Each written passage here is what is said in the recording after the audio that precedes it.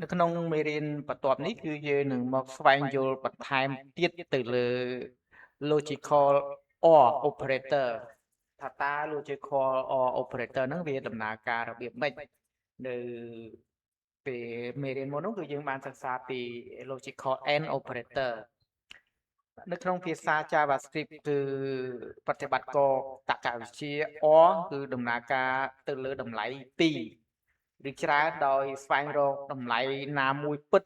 នោះវានឹងធ្វើការដំណើរការដោយយើងពិនិត្យទៅមើលលក្ខខណ្ឌ2គឺលក្ខខណ្ឌឲ្យតែក្នុងចំណោមលក្ខខណ្ឌ2ហ្នឹងមានមួយណាពិតនោះគឺកូដវានឹងដំណើរការតែម្ដងនេះហើយគឺជារបៀបប្រើប្រាស់ logical OR operator ឧទាហរណ៍យើងមកសិក្សាបន្តនៅលើឧទាហរណ៍ជាក់ស្ដែងយើងមាន variable មួយដែលយើងអាចដាក់ថា permission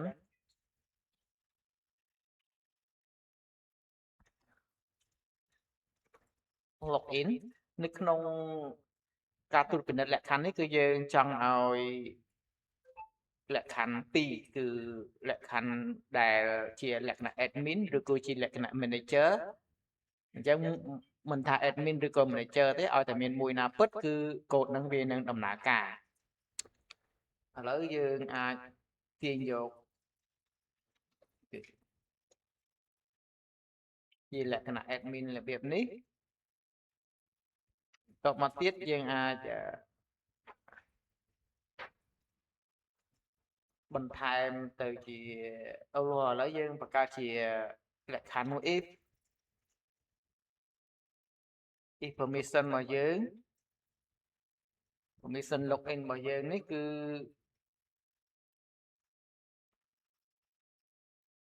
equal មក admin ចាស់ណា admin តបមកយើងនឹងប្រើ logical មួយទៀតគឺ logical OR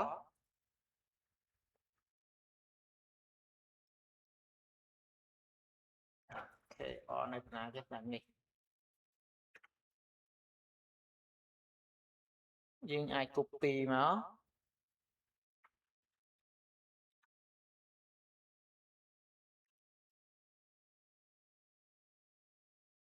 វា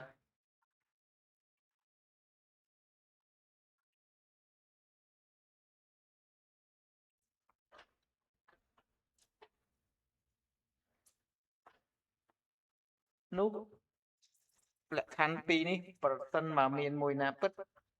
នោះវានឹងដំណើរការយើងទាញយក console.log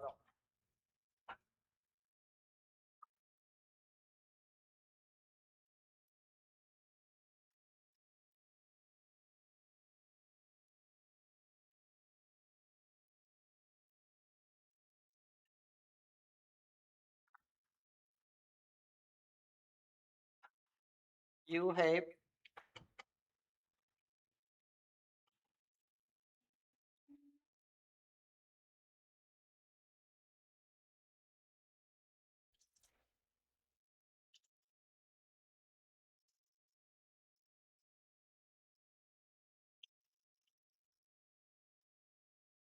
to log in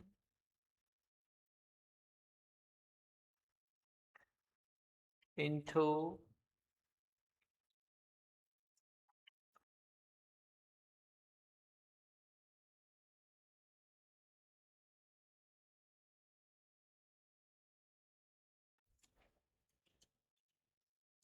thế បើក្នុងលក្ខណៈ2នេះវាមិនពិតគឺយើងនឹងឲ្យវាទៅជា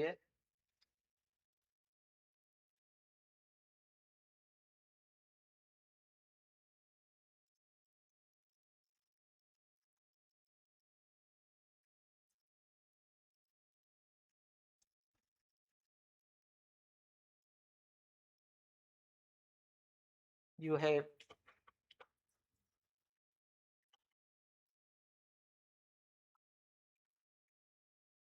no permission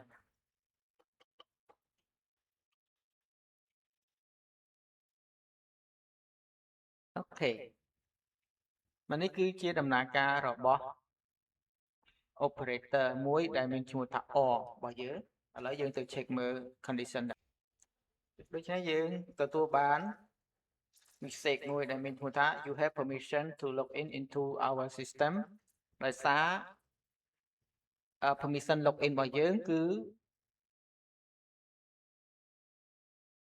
បើសិនបើយើងវាជា manager នៅពេលដែលជា manager ក៏អាច login ចូលក្នុង system នឹងបានដែរនេះគឺ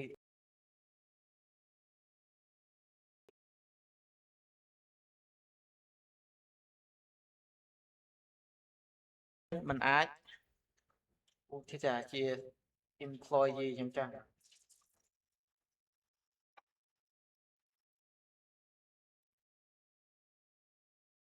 តែ employee បាទ you have no permission ក្នុង JavaScript ដំណើរការរបស់ code គឺវានឹងធ្វើការត្រួតពិនិត្យលក្ខខណ្ឌពីមួយមុនជាលក្ខណៈ admin ប្រសិនបើជាលក្ខណៈ admin អញ្ចឹង manager គឺវាអត់ទៅត្រួតពិនិត្យទេគឺវានឹងអូតូlogin បានតែម្ដងបើសិនបើក្នុងលក្ខខណ្ឌ admin ខុសឬវានឹងទៅពិនិត្យនឹងលក្ខខណ្ឌទី2ដែលជាលក្ខខណ្ឌ manager ហើយបើសិនបើវាត្រឹមត្រូវនោះវានឹងធ្វើការ run code ផ្ទុយមកវិញបើពីរលក្ខខណ្ឌនេះខុសទាំងពីរវានឹងដំណើរការ L ទេបងប្អូននេះគឺជា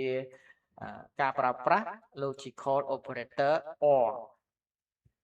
ដូច្នេះសង្ឃឹមថាយើងនឹងបានស្វែងយល់លម្អិតទាំងអស់គ្នានៅពេលនេះប៉ុន្តែយើងសូមជម្រាបលាតែប៉ុណ្្នឹងសិនចាំជួបគ្នានៅវីដេអូមេរៀនគន្លឹះថ្មីបន្តទៀតនៅពេលក្រោយអរគុណជម្រាបលា